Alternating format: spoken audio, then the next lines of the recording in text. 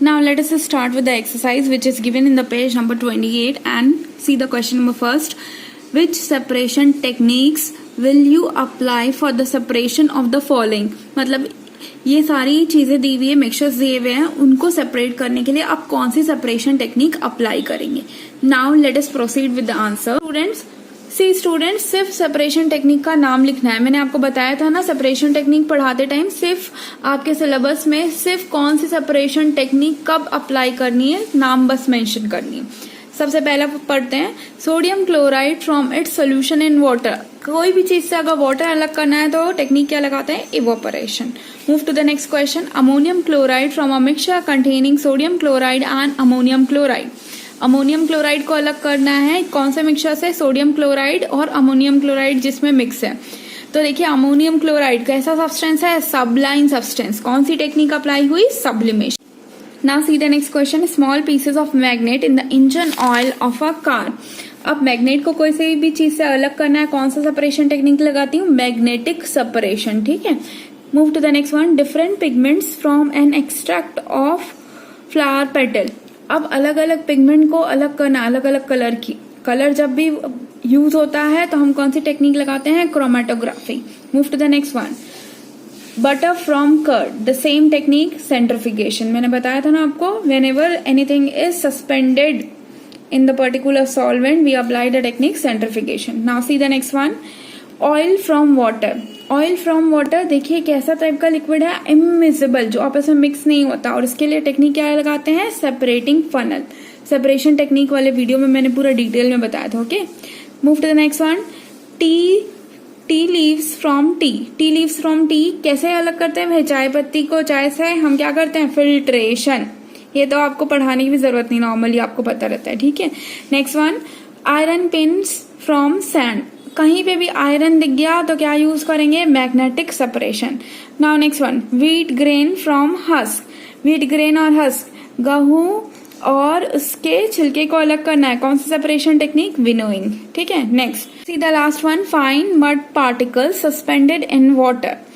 अब mud particle पूरा पानी में घुला हुआ है, उसको कोई भी घुली हुई चीज को अलग करनी है, चाहे वो मिल्क वाला बटर फ्रॉम कर्ड हो या मिल्क फ्रॉम क्रीम हो, कौन सी टेक्निक अप्लाई करते हैं? सेंट्रिफिकेशन. Okay. See the next question. Question number 2. Write the steps you would use for making tea. Use the words solution, solvent, solute, dissolve, soluble, insoluble, filtrate and residue. आपको T बनाने का, भाई चाय बनाने का step लिखना है और इसमें ये सारे वर्ड यूज करने की. सोल्यूट कौन सा है, सॉल्वेंट कौन सा है, सोल्यूशन क्या है, फिल्ट्रेट क्या है, रेसिड्यू क्या है. Okay. Now let us see the answer also. Firstly we are going to take a water as solvent in a pan, full stop. This water is allowed to boil. अब चाय बनाने के लिए सबसे पहले हम क्या लेते हैं? पानी लेते हैं, उसको गर्म करते हैं. ये वाटर किसके जैसे एक्ट कर रहा है? सॉल्वेंट. ठीक है, क्योंकि ज्यादा क्वांटिटी में. आगे बढ़ते हैं. During heating milk and tea leaves are added to the solvent as solute. अब आगे हम क्या करते हैं? जैसे पानी गर्म हो जाता है तो चाय पत्ती डालते हैं, थोड़ा सा दूध डालते हैं. ये कैसे एक्ट करी? As a solutes. ठीक है. Now they form a solution. ये सब मिलके क्या बनाए? एक सोल्यूशन. इसको भी आप हाईलाइट कर लेना, सोल्यूशन वर्ड को भी, क्योंकि ये सारे वर्ड का यूज करना है ना. आगे बढ़ते हैं. The solution is poured through strainer. The insoluble part remains on the strainer as residue. मतलब जैसी वो गर्म हो जाती सारी चीजें तो हम क्या करते हैं? उसको पोर आउट करते हैं और जो छन्नी के ऊपर रह जाता है स्ट्रेनर, उसको क्या बोलते हैं हम लोग? रेसिड्यू. ठीक है. और जो नीचे रह जाता है उसको फिल्ट्रेट. आगे देखिए. Sugar is added to the filtrate. The resulting solution is the required tea. अब जो नीचे आ जाता है पानी, वो क्या है?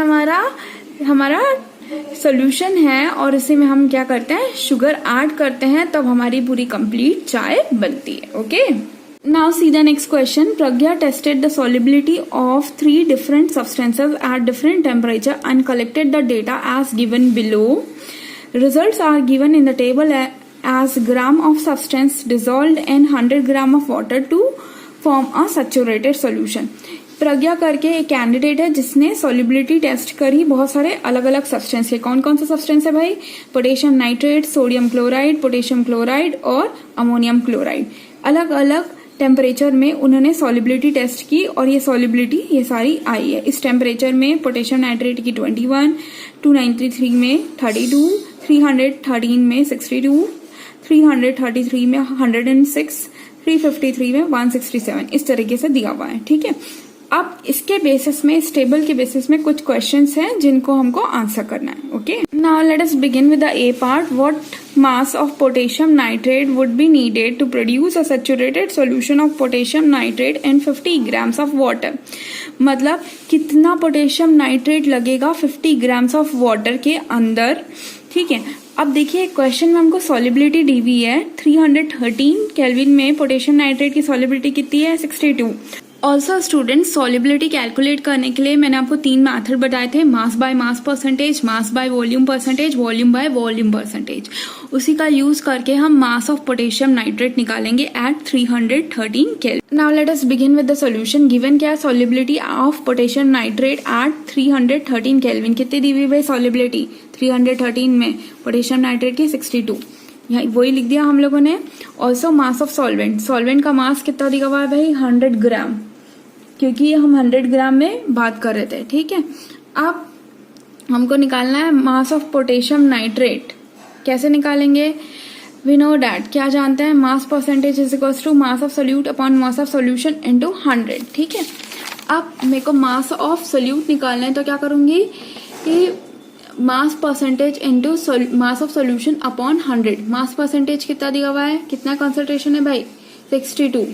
ठीक है, अब मास ऑफ सोल्यूशन कितना दिया है, कितने सोल्यूशन में निकालना है 50।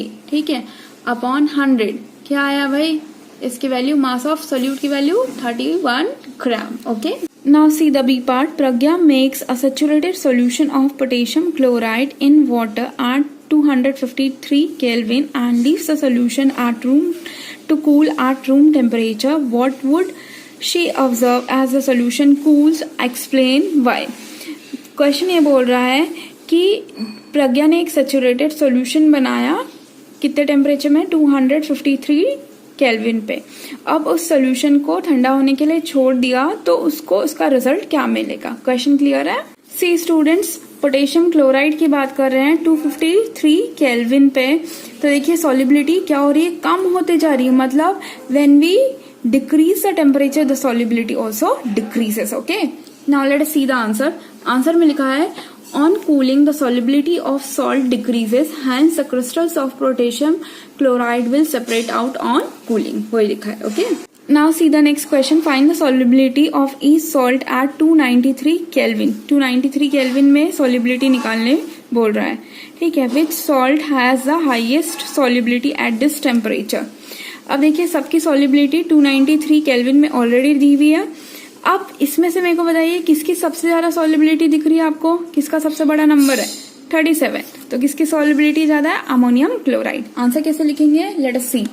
आंसर में लिखा है हम लोगों ने, from the data given below it is clear that ammonium chloride has the highest solubility. कितनी थी भाई इसकी सॉलिबिलिटी, वो भी मेंशन कर दीजिए कितनी है। See the D part. What is the effect of change of temperature on the solubility of a salt. Question ये बोल रहा है कि टेम्परेचर जब हम बदलते हैं तो सॉल्ट पे उसकी सॉलिबिलिटी का क्या असर होता है। See the table. टेम्परेचर जैसे हम बढ़ा रहे हैं तो क्या हो रहा है, सॉलिबिलिटी भी क्या हो रही है, इंक्रीज हो रही है सारे सॉल्ट्स की। Okay, now see the answer. From the data given below the solubility increases with increase in temperature, इतना ही लिखना है। Okay, see the next question. Question number 4, explain the following giving examples. Question ये बोल रहा है ये सारे टर्म को एक्सप्लेन करिए या डिफाइन करिए एग्जाम्पल देके। ये पूरे टर्म्स ऑलरेडी मैंने बेसिक पढ़ाया था तो आपको पूरा पढ़ाया है, तो प्रीवियस वीडियो देख लेना इसमें। ठीक है, now see the next question. Question number 5, classify each of the following as homogeneous और हेट्रोजीनियस मिक्सचर। ये जितने भी आपको मिक्सचर दिए हुए हैं इसमें से ये बताना है कौन सा होमोजीनियस है कौन सा हेट्रोजीनियस है। ओके, अब आंसर स्टार्ट करने से पहले हमको पता है होमोजीनियस कब होएगा, जब इसका यूनिफॉर्म कंपोजिशन होएगा और no visible boundary of separation अगर हमको दिखाई नहीं देगी कोई भी बाउंड्री, तो वो किस कैटेगरी में है, होमोजीनियस, और इसका opposite heterogeneous. Okay, now see the first one. Soda water definitely it is a homogeneous mixture. Homogeneous क्यों है? क्योंकि अगर सोडा वाटर को मैं अगर ऊपर से देखती हूँ, साइड से देखती हूँ, बीच से देखती हूँ और कहीं और से देखती हूँ, एक जैसा दिखता है, इसलिए कौन सी कैटेगरी में है? Homogeneous mixture. See the next one, wood जो है, वुड का कंपोजिशन अलग अलग। When we talk about the piece of wood, it is made up of different kind of substances like hydrogen, carbon, okay, wood ashes और many other things are there, right. अब इसको मैं इस part से cut करूं या उस part से कट करूं तो अलग अलग जिस पार्ट में हो सकता है उसका कंटेंट कुछ ज्यादा हो, कार्बन का, किसी पार्ट में हाइड्रोजन का, किसी पार्ट में एशेस का कंटेंट ज्यादा हो, ऐसा हो सकता है। तो वुड कौन सी कैटेगरी में आएगा? हेट्रोजीनियस मिक्सचर की, ठीक है। See the next one, air. When we talk about air, we are talking about the pure air. और प्योर एयर, सपोज इस रूम में जो एयर प्रेजेंट है, चाहे मैं कहीं से भी एयर का टेस्टिंग करूं, कोई से भी पार्ट का इस रूम में जो प्रेजेंट है, उसका कंपोजिशन हमेशा क्या रहेगा? सेम रहेगा। इसलिए कौन से कैटेगरी में आएगा? Homogeneous mixture. See the next one, soil. Soil क्या है? It is a mixture of different kind of rocks, okay, sand and different kind of stone also. तो इसका कंपोजिशन अलग अलग तरीके से ये बना हुआ है। हो सकता है अगर मैं ऊपर का सॉइल पिक करूं तो कुछ अलग चीज मिले, नीचे का कुछ अलग। तो ये किस कैटेगरी में आएगा? Heterogeneous mixture. See the next one, vinegar. Vinegar is holding the uniform composition. You have seen the bottle of vinegar, right. तो ये किस कैटेगरी में आएगा? Homogeneous mixture. See the next one, filtered T. मतलब filter करने के बाद जो नीचे आपको प्योर टी मिलती है, वो उसकी बात कर रहे हैं, ठीक है। तो ये किस कैटेगरी में आएगा? यूनिफॉर्म कंपोजिशन है, that means it belong to which category? Homogeneous mixture. अब now we are supposed to write the answer by making two columns. First column heading is homogeneous mixture, second column heading is heterogeneous mixture. Homogeneous कौन कौन है? soda water, air, vinegar, filtered tea. Heterogeneous, wood, soil. Okay, see the next question. How would you confirm that a colorless liquid given to you is a pure water? मतलब आपको अगर कोई colorless liquid दिया है, आप उसको कैसे confirm करेंगे कि ये pure water है? Let us see the answer, students. Every liquid has a different boiling point. Pure water has a boiling point of 100 degrees Celsius and in Kelvin it is 373 kelvin. Okay, क्या बोल रहा है? हर एक liquid का boiling point अलग होता है। जब हम प्योर वाटर की बात करते हैं तो उसका बॉइलिंग पॉइंट कितना है? सेल्सियस पे 100 डिग्री सेल्सियस, केल्विन पे 373 kelvin. If the given colourless liquid boils at even slightly above और बिलो 100 डिग्री सेल्सियस, अगर 100 से ऊपर और नीचे भी बॉइल होता है तो then the given liquid is not a pure water. क्यों नहीं है? क्योंकि वाटर का बॉइलिंग पॉइंट कितना है? 100 डिग्री सेल्सियस। आगे बढ़ते हैं। It must boil at sharp 100 degree Celsius. Thus by observing the boiling point we can confirm whether a given colorless liquid is pure water or not. Okay, मतलब in short हम ये conclude कर सकते हैं, अगर वो लिक्विड 100 डिग्री पे ही boil हो रहा है तो वो प्योर वाटर है, otherwise it is not a pure water. C the next question, question number 7. Which of the following materials fall in the category of a pure substance? अब pure substance क्या होता है? ऐसा सब्सटेंस जो single type of particle से मिलके बनता है, उस सब्सटेंस को हम क्या बोलते हैं? Pure substance. दो तरीके के प्योर सब्सटेंस होते हैं, फाइन, एक एलिमेंट, दूसरा कंपाउंड, ठीक है। अब ये जो जितने भी ए से लेके आई तक पूरे मटेरियल्स दिए हैं, इनमें से प्योर सब्सटेंस कौन सा है, ये हमको आइडेंटिफाई करना है। क्वेश्चन क्लियर हो गया? Look at the first one. Ice is a pure substance or not? Yes, it is a pure substance. Why it is a pure substance? Because it is made up of only water. एक ही type के particle से मिलके बना है, right? Now consider the second one, B1. B वाला देखिए, milk is a pure substance or not? Definitely it is not a pure substance because it is made up of different kinds of vitamins, mineral and other things. Okay, now see the next one, iron is a element and it also belongs to the category of what? Pure substance. Hydrochloric acid, it is a compound, right? And it also fall into the category of pure substance. See the next one, calcium oxide. It is also a compound, so it also falls under the category of pure substance. Mercury is again a element, so it fall into the category of what? Pure substance. See the next one, brick. Since brick is made up of different kind of soil, ash particle and many other things. So it is not a pure substance. Different type of particles से मिलके बना है, right? Next one, wood. Wood is again not a pure substance, okay? Because it is made up of different kind of things. See the last one, air. Air is a mixture of variety of gases. So it is not a pure substance, okay? So how we are going to write the answer? Ice, comma, iron, comma, hydrochloric acid, calcium oxide, mercury are pure substance. Okay. See the next question. Identify the solutions among the following mixtures. आपको solution पहचानना है बहुत सारे mixture जो दिए हुए हैं उनमें. ठीक है, क्वेश्चन क्लियर है. अब देखिए, आपको मैंने बताया था मिक्सचर्स जो है बेसिकली 2 टाइप्स के होते हैं, होमोजीनियस और हेट्रोजीनियस. और ये जो होमोजीनियस है अगेन 2 वेराइटी का होता है, सोल्यूशन और कोलाइडल सोल्यूशन. और हेट्रोजीनियस 1 वेराइटी का क्या है, वो क्या बताया था हेट्रोजीनियस में, डेफिनेटली क्या है, that is suspension. Okay, now यहाँ पे हमको ये पूछ रहा है सोल्यूशन कौन सा है. किसी भी मिक्सचर को हम सोल्यूशन कब बोलते हैं, जब साइज ऑफ पार्टिकल बहुत छोटा होता है. तो चेक करते हैं कौन कौन सा होगा भाई. सॉइल, सॉइल में साइज ऑफ पार्टिकल छोटा है क्या, नहीं, तो ये सोल्यूशन होगा क्या, डेफिनेटली नहीं. Sea water, sea water is a solution or not, yes it is a solution since the size of particle is very very small. ठीक है. अब air, air is a mixture of gases definitely, but it falls under the category of solution since the size of particle is very small. कोल, कोल में size of particle small नहीं रहता, तो ये किस category में आएगा, सोल्यूशन में आएगा क्या, नहीं. Soda water, it belongs to the category of solution or not, yes it belongs to the category of solution. Okay, now answer कैसे लिखेंगे, let us see. Sea water, comma, air and soda water are solution. Okay, see the next question. Which of the following will show Tyndall effect?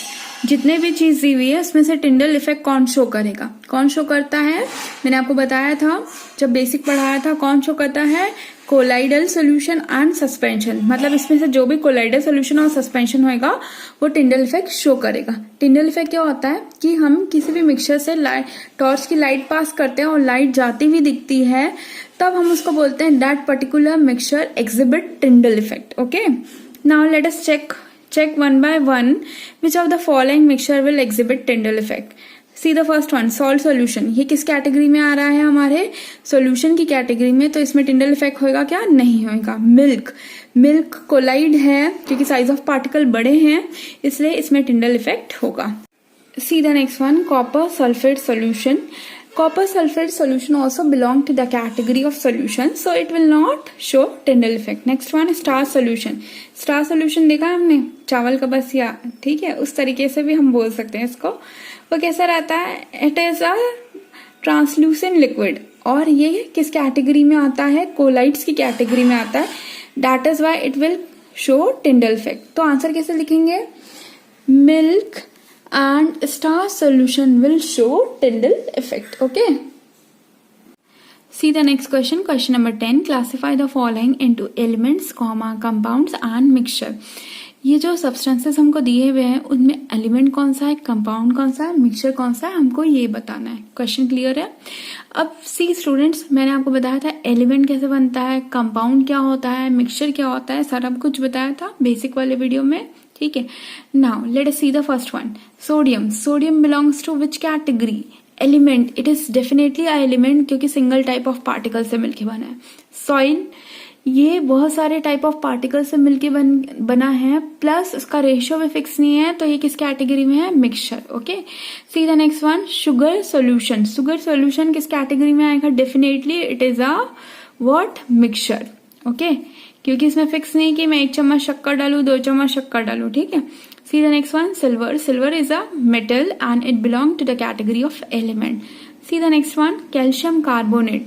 इसमें calcium carbonate मतलब calcium और carbon combine हुए हैं एक fix ratio में, तब मिला calcium carbonate, तो ये किस कैटेगरी में आएगा, compound. Tin, tin is a category of element. Okay, silicon, it is a metal, so it belong to the category of element. Okay, क्योंकि हमने बताया था आपको कि एलिमेंट की ही सब कैटेगरी होती है, मेटल, नॉन मेटल और metalloids. Okay, the next one, coal. Coal is also a category of mixture, क्योंकि बहुत अलग अलग टाइप की चीजों से मिलके बनता है. Okay, now see the next one. Air is also belong to the category of mixture. It is a homogeneous mixture. Fine, अभी ऊपर देखा था हमने. Now see the next one. Soap belong to the category of compound. Why it belong to the category of compound? Because when we combine carbon, hydrogen, nitrogen and many other things together in a definite ratio, then only we will get what? Soap. तभी हमको क्या मिलता है? Soap मिलता है. सब एक definite ratio में combine होता है. तो ठीक है. Now see the next one. मतलब सोप कौन सी कैटेगरी में है? compound. Methane also belong to the category of compound. Why it is a compound? Because it is holding a fixed particular formula. एक fixed formula होता है methane का, CH4. अगर इस 4 को मैं 5 कर दूंगी तो मीथेन नहीं बनेगा. आया समझ में? तो जहां रेशियो फिक्स रहता है एलिमेंट का, वो क्या देता है हमको रिजल्ट में? Compound.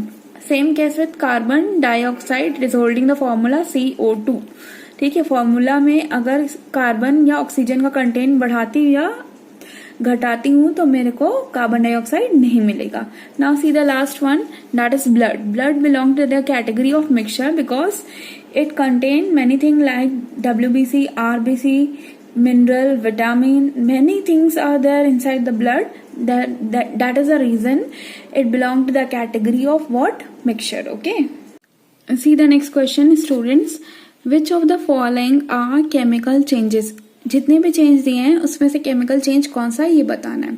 But before starting the answer, what is chemical change? Any change which is permanent in nature and in which a new substance is formed. That change belong to the category of chemical change. Now let us see A वाला क्या लिखा है? Growth of plant. Growth एक बार हो गई तो वो temporary रहता है क्या? नहीं. बड़े होने के बाद प्लांट वापस छोटा हो पाता है क्या? नहीं. तो ये कैसा चेंज है भाई? हमारा chemical change. Rusting of iron, एक नया सब्सटेंस बनता है in the form of rust. कैसा चेंज है? Chemical change. Mixing of iron filings and sand. इसको तो मैं सेपरेट भी कर सकती हूँ with the help of what? Magnetic separation. तो ये हमारा टेम्पररी चेंज है. ठीक है, तो ये किस कैटेगरी में आएगा? हमारा फिजिकल चेंज. केमिकल चेंज है क्या? नहीं. कुकिंग ऑफ फूड, एक बार मैंने खाना बना दिया तो वापस मेरे को कच्चे फूड मिल जाएंगे क्या? वापस नहीं मिलते. ठीक है, तो ये कैसा है? परमानेंट चेंज है, इसलिए chemical change. Digestion of food, खाना खा लिया वापस निकल जाऊंगी क्या? नहीं होता. ठीक है, तो ये कैसा चेंज है? हमारा chemical change. Freezing of water, एक बार अगर मैंने बर्फ जमा दी, ठीक है, तो वो वापस पानी में चेंज हो सकती है? यस, डेफिनेटली हो सकती है. तो एक केमिकल चेंज है क्या? नहीं है. Burning of candle. ठीक है, बर्निंग ऑफ कैंडल जो है, हमारा कैंडल बर्न हो रही है, तो ये फिजिकल चेंज भी है, केमिकल चेंज भी है. तो डेफिनेटली यहाँ पे आपको केमिकल चेंजेस के बारे में पूछा तो इसमें क्या लिखोगे? It is a chemical change. अब आंसर कैसे लिखेंगे स्टूडेंट्स? आंसर के लिए क्या करेंगे? Growth of plant, comma, rusting of iron, cooking of food, digestion of food, burning of a candle are chemical change. ऐसा लिखना. ठीक है. See students, we are done with the chapter. लेकिन एक चीज याद रखिएगा, देखिए सबसे पहले अगर आप कोई सा भी चैप्टर पढ़ रहे हैं तो उसका बेसिक कॉन्सेप्ट बहुत अच्छे से समझिए. अगर बेसिक आपको समझ में आ जाएगा तो एनसीईआरटी के क्वेश्चंस आप खुद सॉल्व कर लेंगे. आया समझ में?